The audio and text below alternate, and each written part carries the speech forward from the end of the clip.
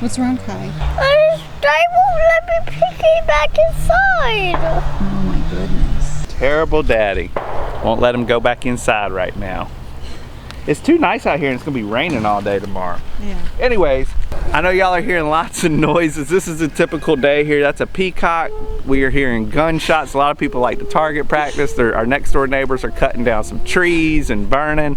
And we have a whiny toddler, and all of that is normal for life around here.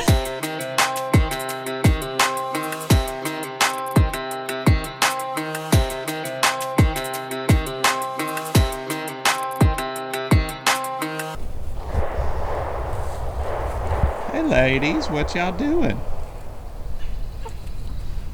Hey Valkyrie. Well, we have lots of updates. We're getting the garden ready and we have built this enclosure.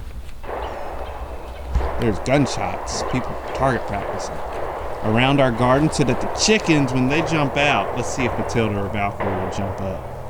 No. With all the gunshots going, they probably won't. Probably not. We put this enclosure. There seems to be a lot of good stuff in there today. They want to stay in. Yeah, I put some food in there for them to scratch around and eat. Oh, that's how they do. But we made this little enclosure and we didn't video it. My friend Jason down to visit helped me with it.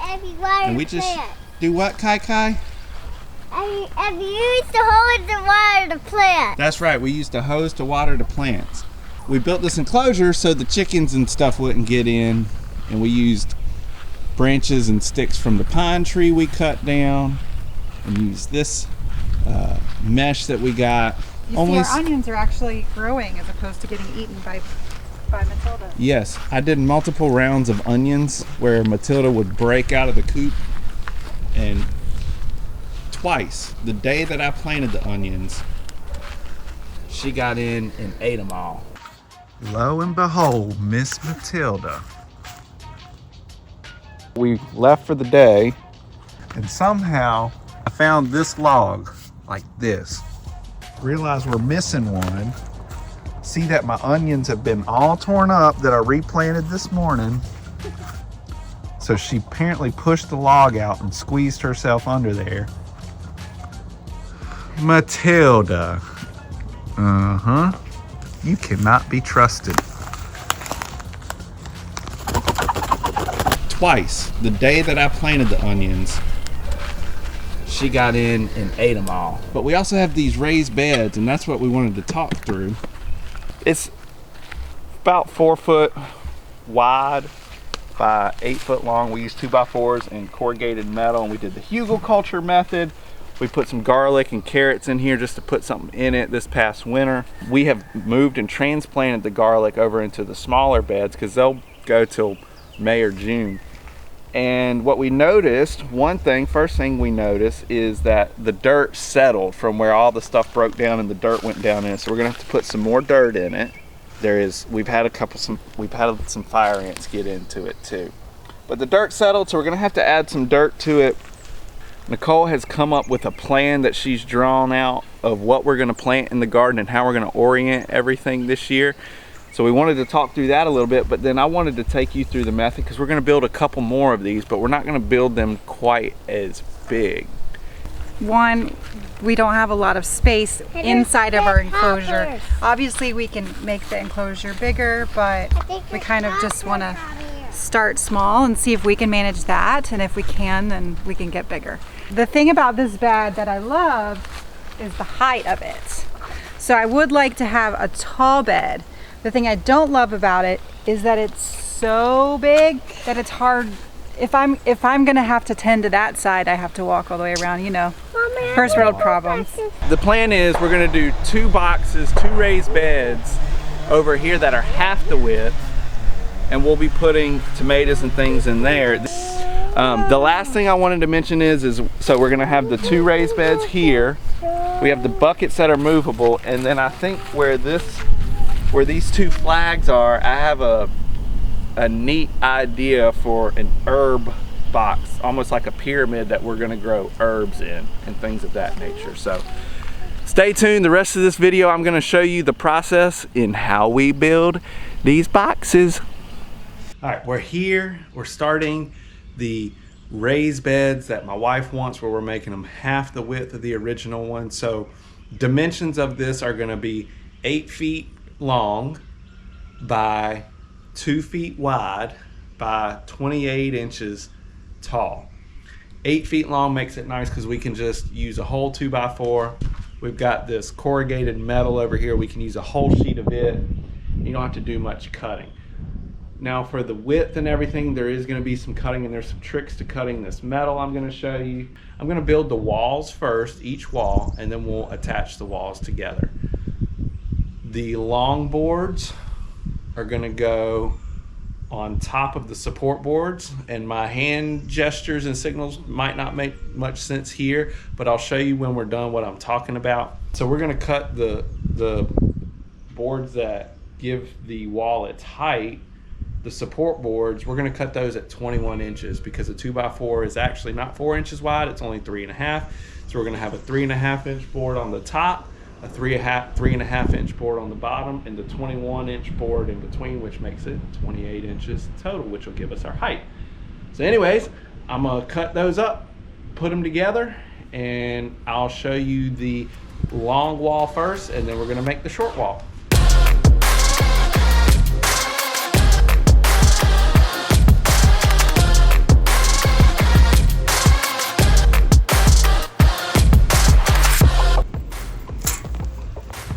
Measure lots of times and cut one time. Good rule of thumb.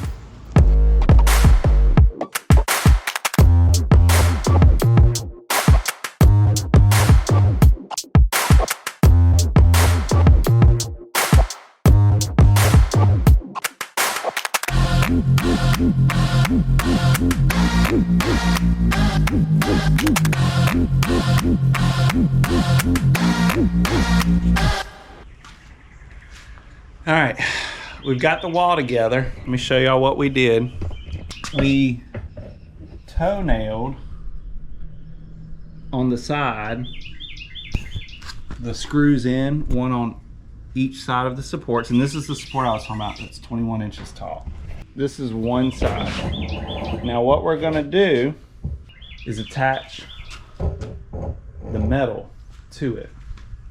Now the good thing is the metal should actually be the width that it fits perfectly on here. So for these walls, we shouldn't have much cutting out or much cutting of the metal to do. So when we lay the metal piece on here, it should fit it pretty well. It's beautiful. That size, this piece of metal fits this perfectly. So we won't have any waste or cut off from it. And what I'm going to do, I got some self-tapping metal screws. I'm just going to shoot those into it, and that wall will be done.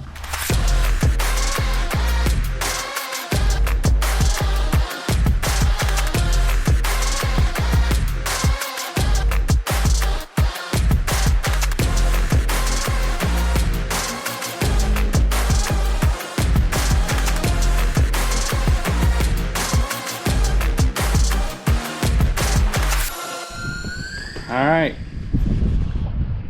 there you have it. And this is what it looks like from the outside. I'm gonna make one more of this length and then two of the short ones. I will say, wood-wise, I went this time again with pine. It's not pressure treated. I didn't go with pressure treated. I know it's outside and I know it will rot and deteriorate after a few years. But one, we're testing this area out to see how things are going to grow there. So if it goes great, great. If we need to rebuild after a while, we can. I know this will last me a little while. I didn't want to go pressure treated because of the chemicals in the wood. I didn't want that getting into the soil and affecting the plants and the fruits and the vegetables and their growth. So we went that way, and of course I didn't want to spend the money that it would cost to get cedar right now because that's just ridiculously expensive, and part of what we're trying to do is figure out how to do this and do it as cheaply as possible. So hopefully y'all are learning something from this. If you have any suggestions or tips, feel free to put them in the comments. I'm gonna finish up this box and we'll show you when it's done.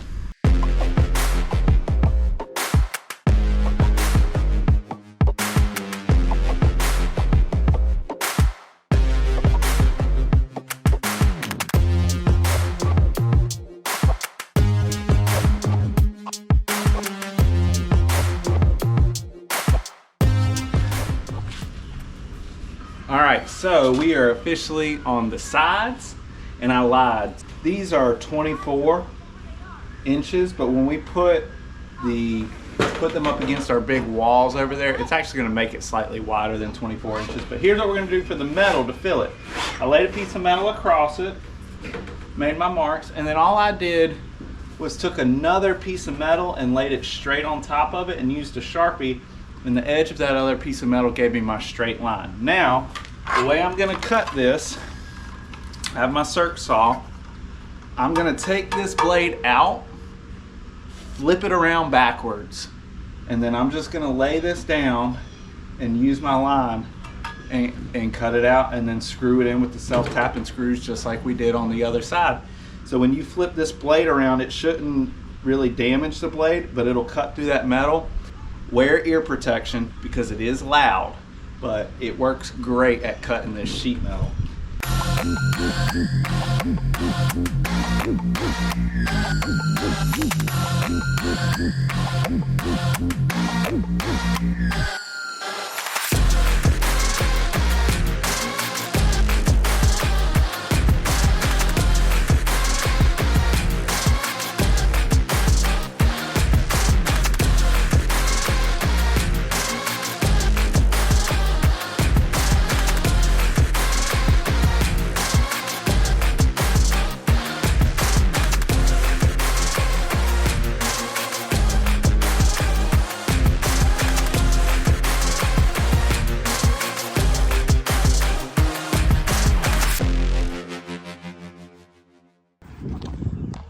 All right, so I asked the boss lady to come out here and give the final approval. Got me looking homeless. Thank you for that. Homeless with the black socks and the Crocs I and the just comfy got shorts. cool. It was cold. And ta-da! Here's the Love finished it. product.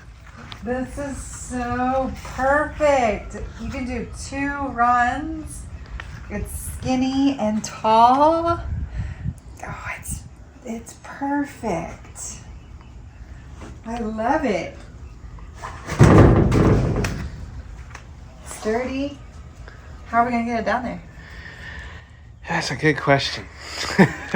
Nah, I'll probably put it in the back of my truck, and we'll carry it down in the back of my truck. I love it. Thank you. Sherbert, do you approve? Huh? You approve? It's a mighty big C-wrench you got over there. Huh? It's a mighty big C-wrench you got over there. It's a big one. Yeah. I needed it for working and stuff. Anyways, we still have one more to build, but the first one's done. It's spring break.